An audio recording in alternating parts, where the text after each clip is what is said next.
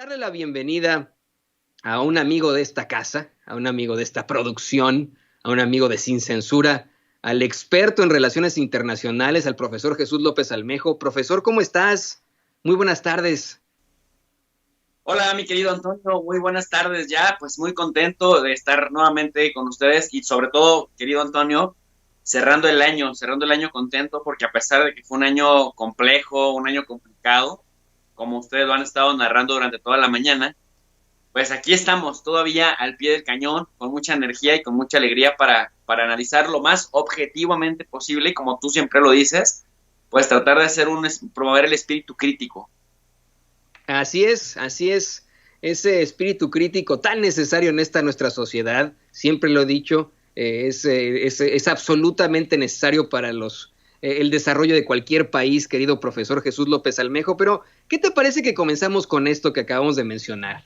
Esta encuesta que dan a conocer en los últimos días, que desde Morena la traen con bombo y platillo, el mismo presidente López Obrador la pone hoy, una empresa estadounidense, no se trata de otra cosa, ¿no? Una empresa estadounidense de investigación e inteligencia de mercados llamada Morning Consult, revela un estudio en el que definen que el segundo presidente con la mayor aprobación entre los jefes de Estado es nada más y nada menos que el presidente López Obrador. Solamente le gana el presidente Modi, el primer ministro Modi, si no me equivoco, de la India. Y es una encuesta que incluye a personajes como Bolsonaro, como Giuseppe Conte, como Boris Johnson, como Macron, como la señora Merkel, obviamente a Donald Trump, obviamente a Justin Trudeau.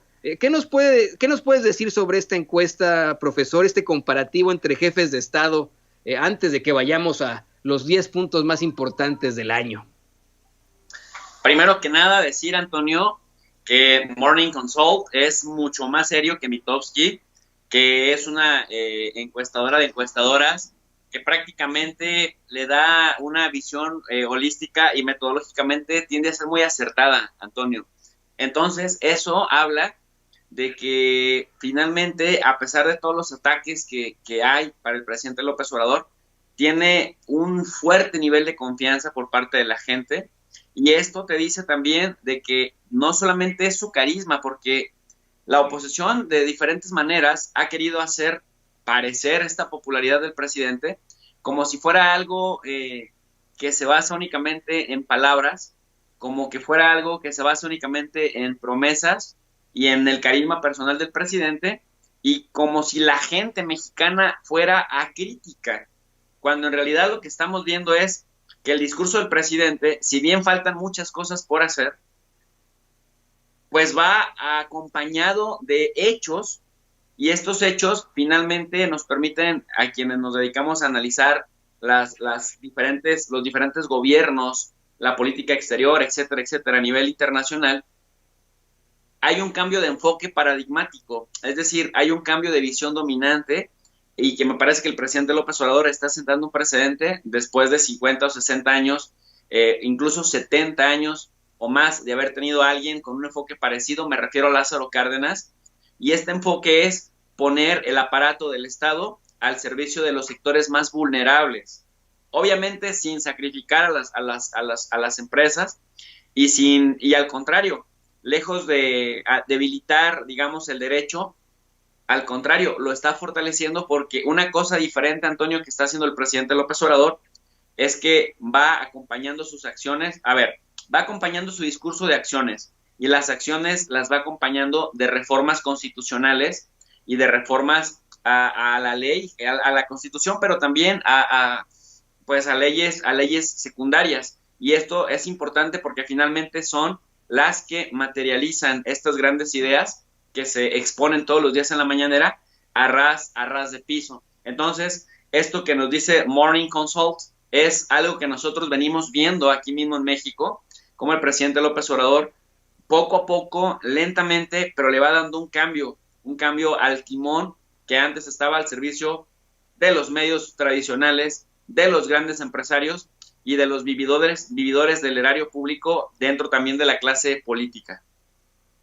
Qué interesante esto que nos comentas, Jesús. En efecto, hay que demostrarlo con hechos. Y yo quiero decirlo también claramente. Es evidente que ha habido un cambio inherente en todas las cosas con este gobierno. Estamos viendo que los ricos están pagando sus impuestos. Estamos viendo una serie de acciones y de políticas en justicia social, algo que nunca veíamos en México. Estamos viendo que hay, obviamente, ya pensiones para adultos mayores, para niños y niñas con discapacidad. Estamos viendo un enfoque muchísimo, sí, más de izquierda, pero más progresista. Más abierto a la realidad que necesita este mundo.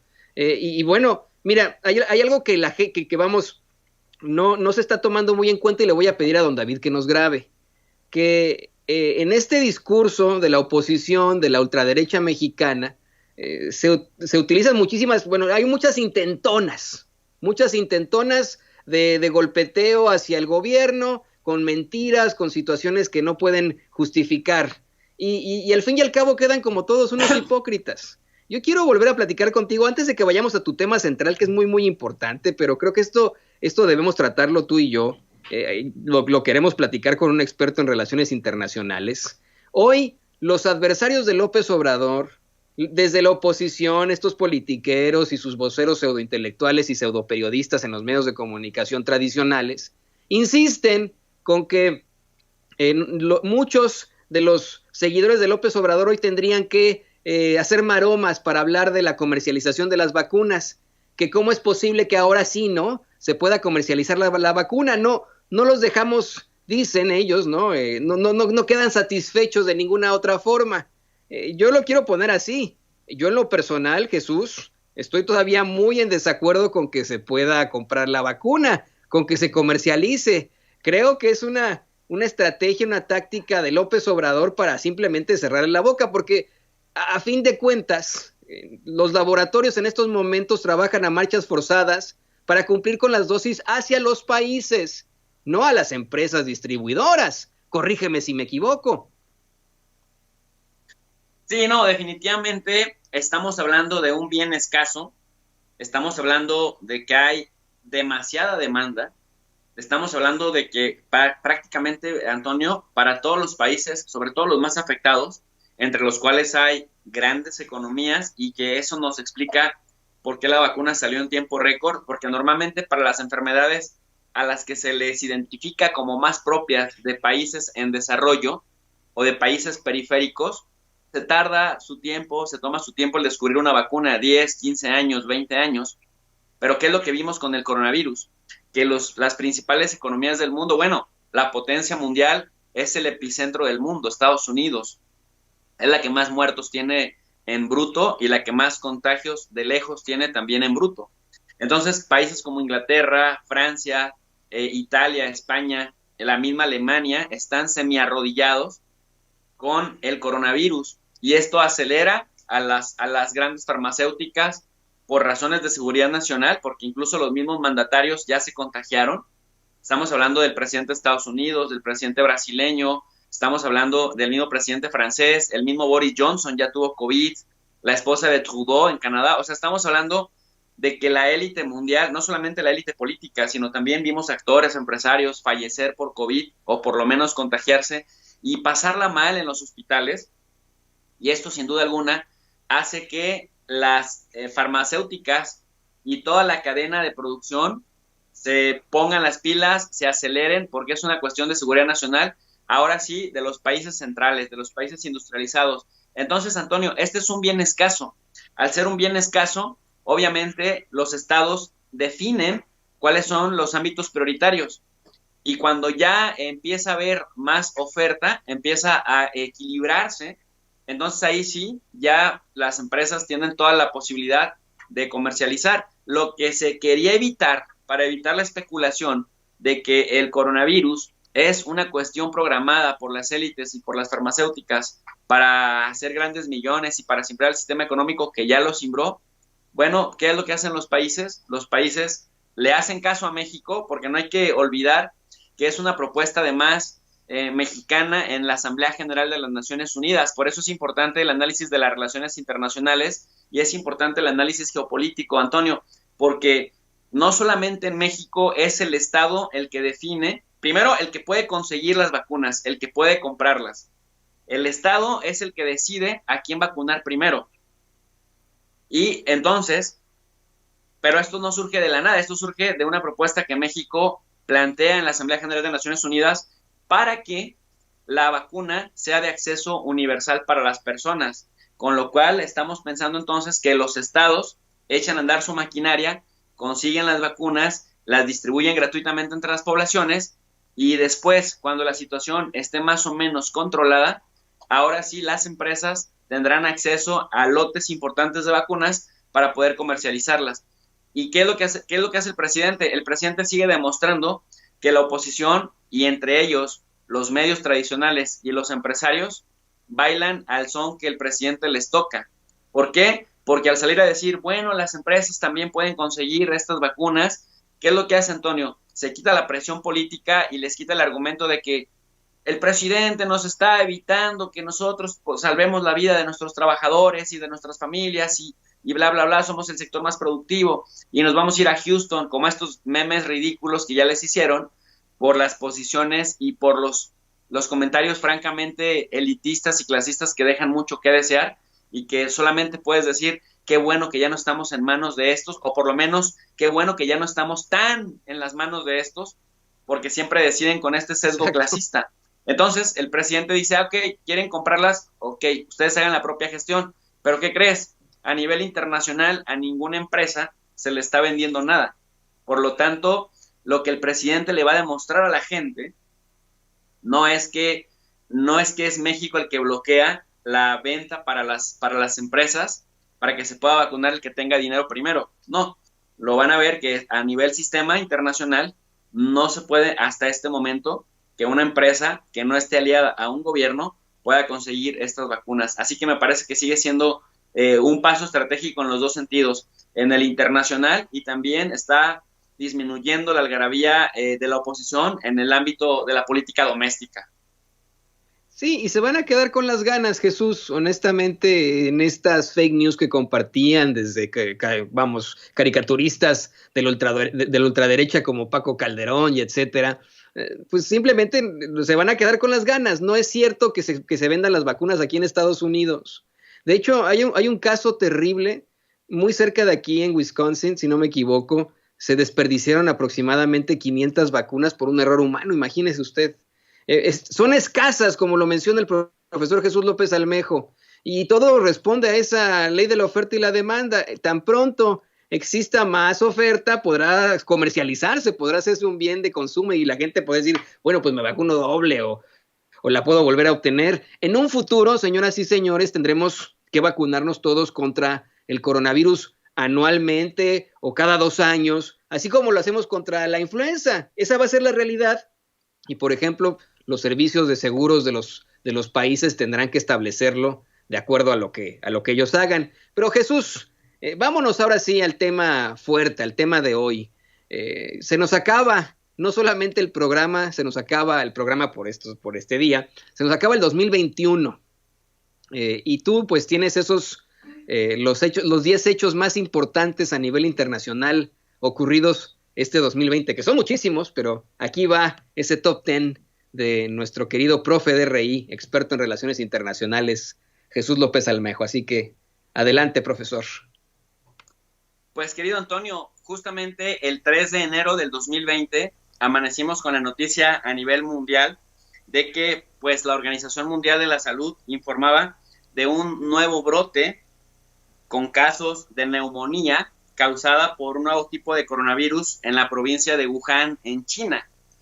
En ese momento, lo que se dijo es que los brotes provenían desde noviembre y desde diciembre pasados en diferentes puntos de Wuhan, pero la teoría más vendida era la de que se habían creado en un mercado de alimentos de animales vivos. En ese contexto, pues, lo empezamos a ver muy lejos. Los países en los medios de comunicación, las declaraciones de los políticos, vimos que había cierta excepción y que se estaba en la disyuntiva de si se cerraban los aeropuertos, si se iba por los ciudadanos de los diferentes países que estaban en Wuhan, porque empezaron a llegar imágenes aterradoras de gente muriendo en los hospitales.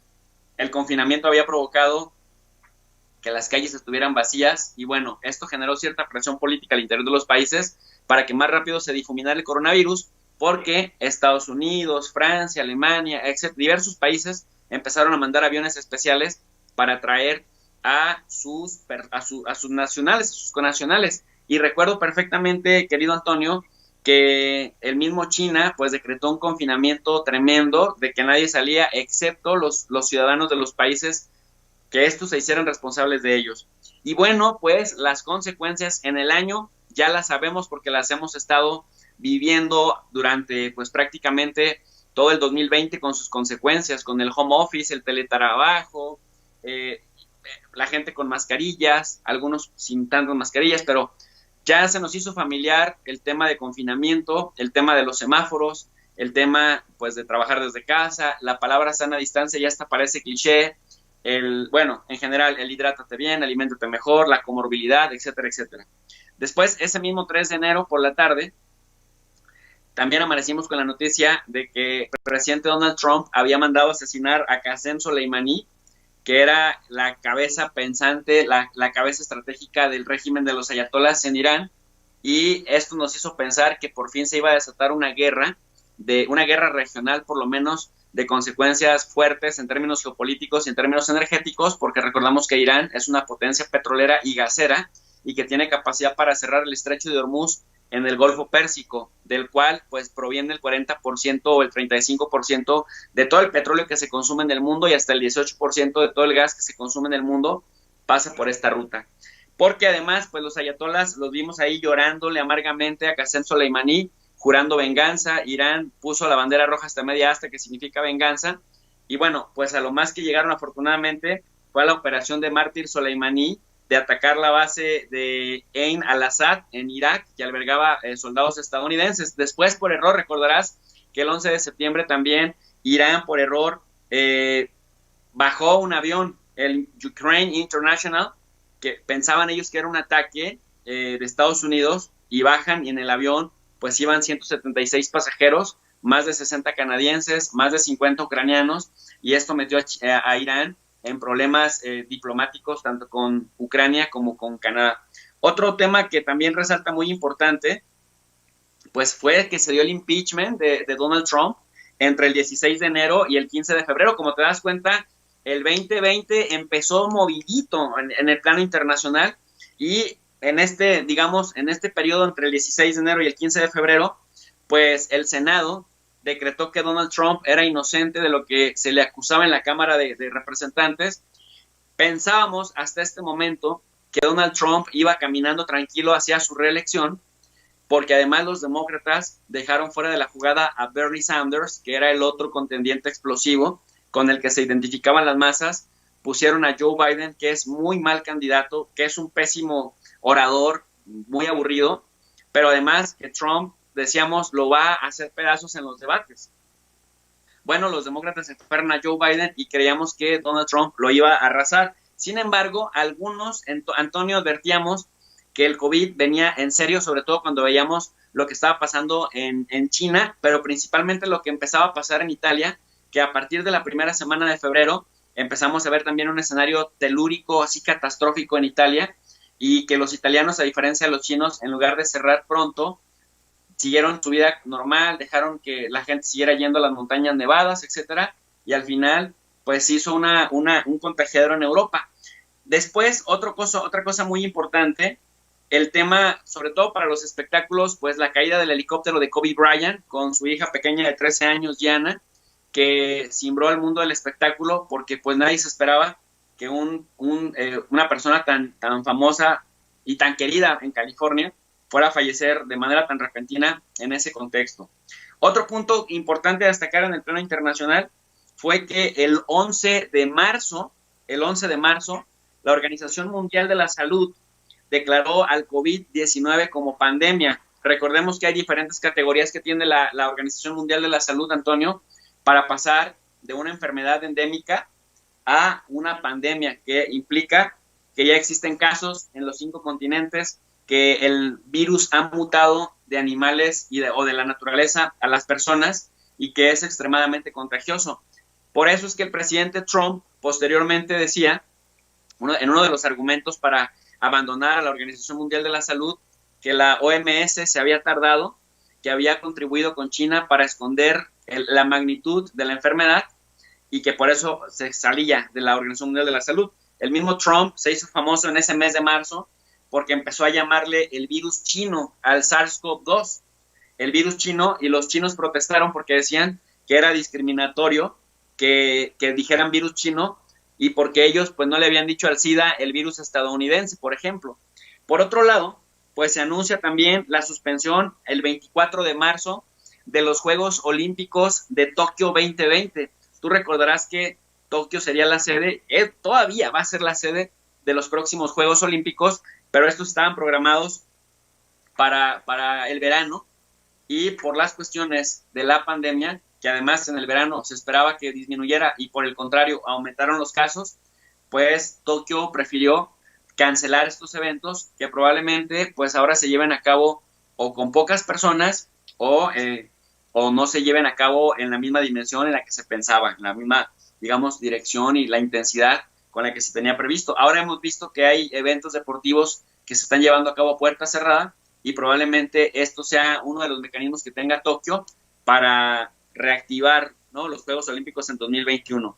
Luego, otro tema que empezamos a ver, sobre todo en México, que se volvió un escándalo a nivel internacional, Antonio, la gente agrediendo a los médicos y a las enfermeras, la gente agrediendo al personal de salud, amenazando en los diferentes lugares del país a los hospitales que reconvertían, ¿no?, de ser hospitales generales que se reconvertían a ser hospitales únicamente dedicados para el COVID-19, amenazaban con quemarlos, apedreaban. Es decir, se le trató muy mal al personal de salud en este país y eso se volvió noticia a nivel internacional, porque a nivel internacional veíamos imágenes en Italia, por ejemplo, de gente homenajeando a los médicos en España, en Francia, en Alemania, bueno, incluso en el mismo China, ¿no? Se le dio un lugar muy importante a los médicos, pero en México, pues la gente los apedreaba, en México la gente les echaba, los golpeaba, les echaba cloro o cualquier cantidad de tonterías, y esto se volvió pues muy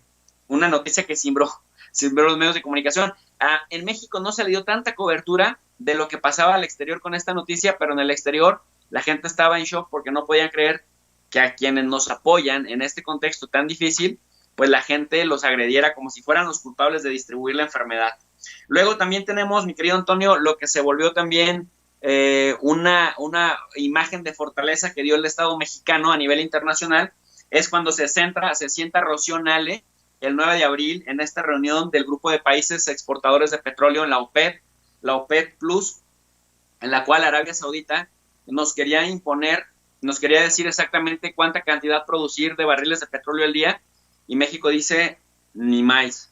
Nosotros producimos 1.7 millones de barriles al día y vamos a seguir con esto. Y le dijeron, no, México, tienes que comprometerte a reducir en 400,000 barriles al día para que el costo del precio del barril, pues, no se caiga, porque entre más petróleo haya en el mercado, pues más barato se va a vender y no nos va a convenir.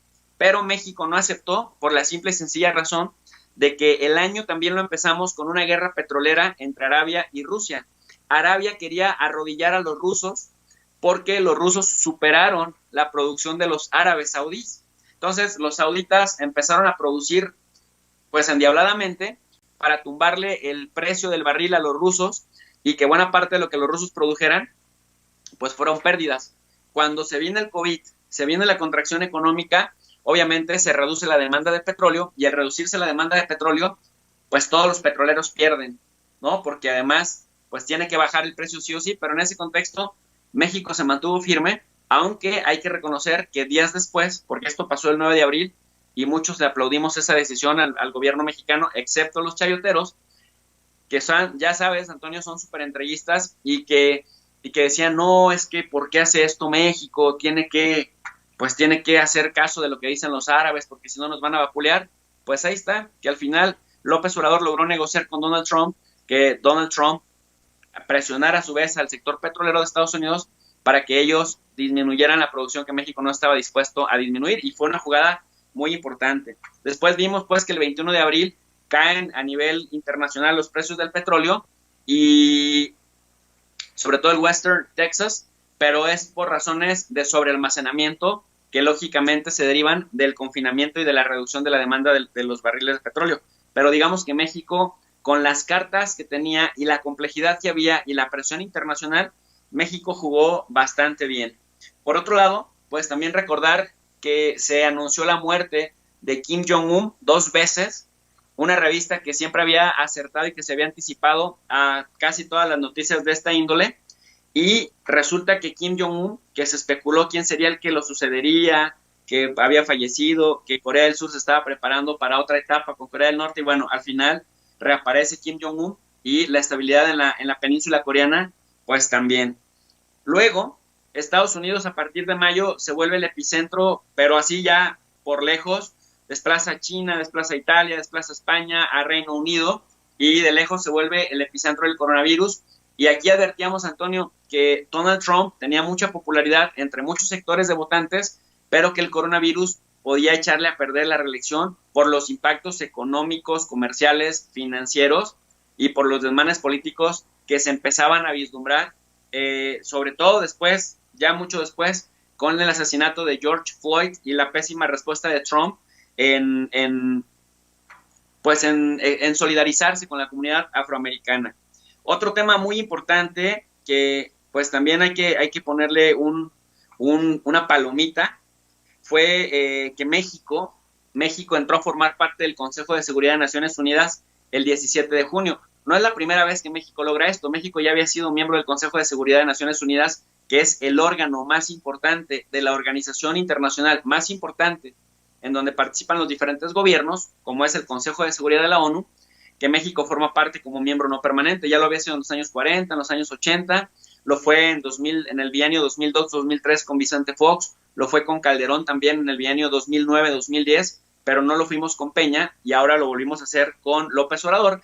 Pero México, digamos, tuvo una votación histórica. Fue el país más apoyado por parte de los votantes. Votaron 187 países a favor de que México se incorporara de 192 posibles, y nunca había logrado México una votación tan alta para que esto pasara. Y esto te habla de que aunque se critica que López Obrador no habla inglés, aunque se critica que el presidente mexicano no le gusta salir a los eventos internacionales, pues esto te habla que eso no impide que el gobierno mexicano lo esté haciendo bien y esté posicionando a México como un líder regional en América Latina, pero también como un jugador importante en el sistema internacional. Y también recordemos que el 1 de julio el presidente López Obrador deja su sedentarismo político en materia internacional, visita al presidente Donald Trump en la Casa Blanca, aunque muchos decían que iba a servirle de propaganda a Donald Trump, que luego sí la utilizó.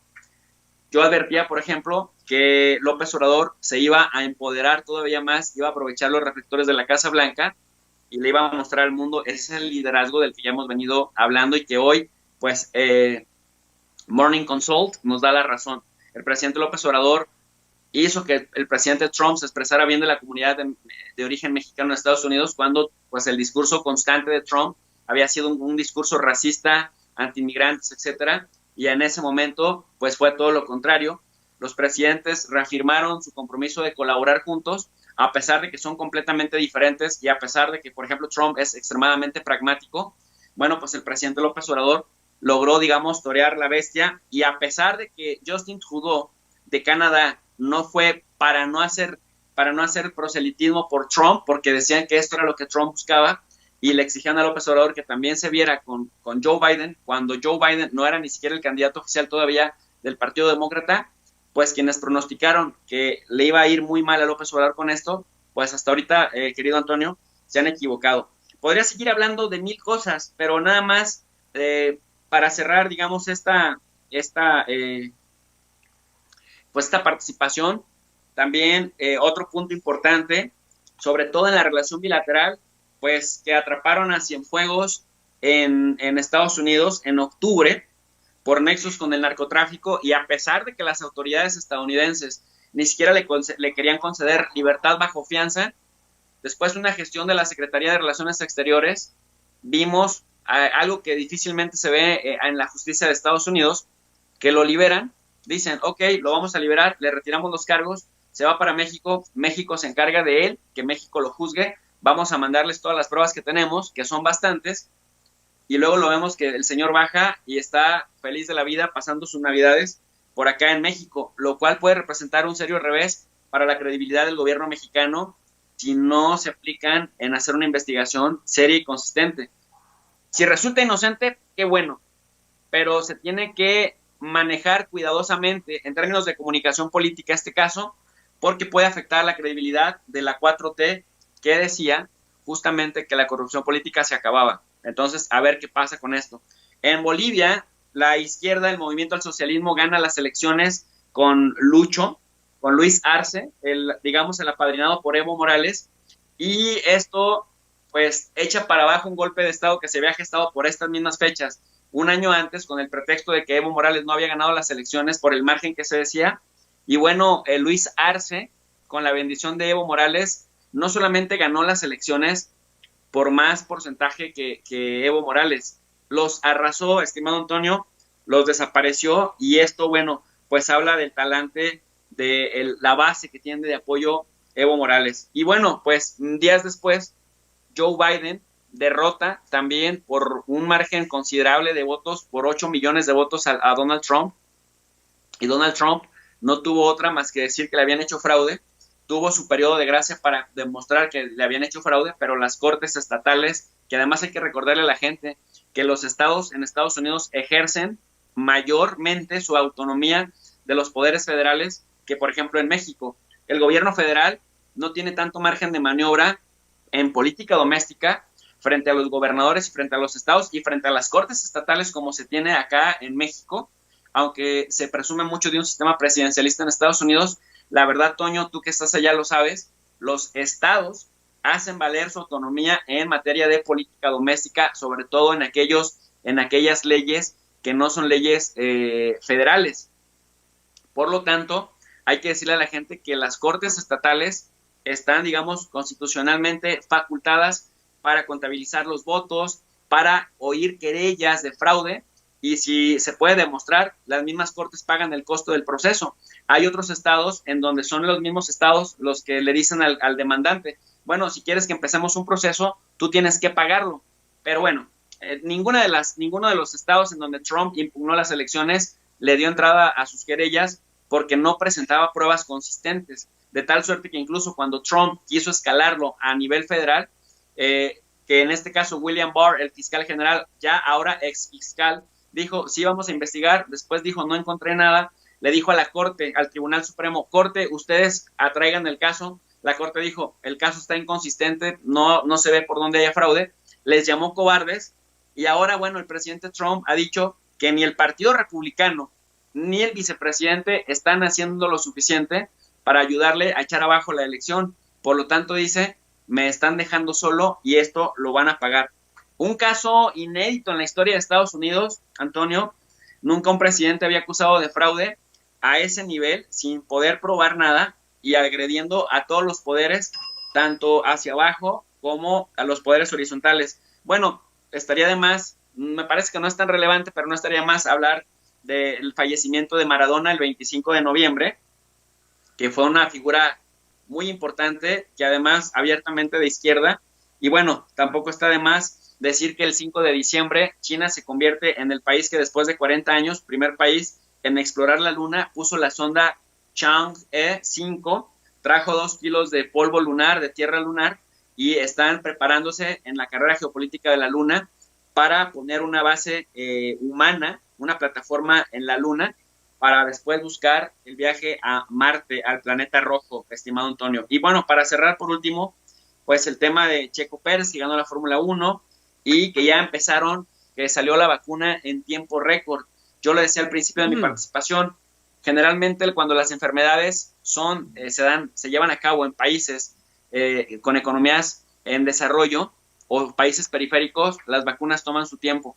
Pero el coronavirus atacó a las principales economías, a las más globalizadas, a las industrializadas, y entonces ahora sí aceleraron motores todas para tener una vacuna que ya se empezó a aplicar en Inglaterra, en México, en Estados Unidos y en algunos otros países del mundo, Antonio. Ahora sí que hasta aquí mi reporte, Joaquín. No, ¿cómo Joaquín? No me perro confundas, por favor, querido profesor López Almejo. Toño Ruiz, Antonio Ruiz. Nada de que Joaquín. No, no. Ahí sí me sacaste un susto que no te cuento. Ahí tiene usted al profesor Jesús López Almejo, especialista, experto en relaciones internacionales, con un reporte impresionante y pues muy puntual de estos hechos más importantes a nivel internacional. Y yo le agregaría hoy la aprobación del aborto legal, seguro, en Argentina, que estaremos platicando en unos momentos más con una antropóloga, con una activista al respecto. Pero, profesor, bueno, no me queda más que desearte un año excelente, agradecerte por tenerte siempre en estos espacios, por ser parte de Sin Censura, con estos análisis tan puntuales, y te pido, por favor, que le compartas al público consentidor de Sin Censura tus redes sociales, para que se pongan en contacto contigo. Me imagino que vas a estar de todas formas en tus canales muy activo en estos días de guardar. Así es, mi querido Antonio, pues un privilegio colaborar con ustedes, un privilegio seguir de cerca conociéndoles y seguir promoviendo el despertar de las conciencias, el espíritu crítico y sobre todo, como dices, Antonio, tratar de promover la verdad con justicia. Mi canal es Tu Profe de RI, como aparece ahorita en pantalla. Tu Profe de RI es un canal de relaciones internacionales, de ahí las siglas, en donde traemos la universidad fuera de las aulas. Si la gente no va a la universidad viene a las aulas a través de las redes sociales, viene a la gente a través de las redes sociales más allá de las aulas. Les ponemos una lectura al pie de cada video para que la gente pueda complementar la exposición oral de cada sesión con la lectura gratuita completamente, porque lo que queremos es revolucionar, Antonio, las conciencias, y es gratuito. El único requisito es que la gente quiera aprender a analizar la realidad internacional. Y bueno, fuera de eso, la gente está respondiendo muy bien. Lo hacemos de lunes a sábado, entre 10:30 y 11 de la noche. Así que pues invitamos a la gente a que se suscriba y nos acompañe en esta aventura académica en las redes, Antonio. El profesor Jesús López Almejo, qué joda me puso con lo de Joaquín López Dóriga, pero ahí queda. Profe, te estimamos muchísimo. Nos vemos el próximo año. Te mando un abrazo, mi querido Antonio, y te pido una disculpa. Quería echarme este chascarrillo para despertarte, por si ya estabas durmiéndote. Quería ver qué tanta atención me estabas poniendo. Siempre, siempre atención a nuestro profe de RI, por supuesto.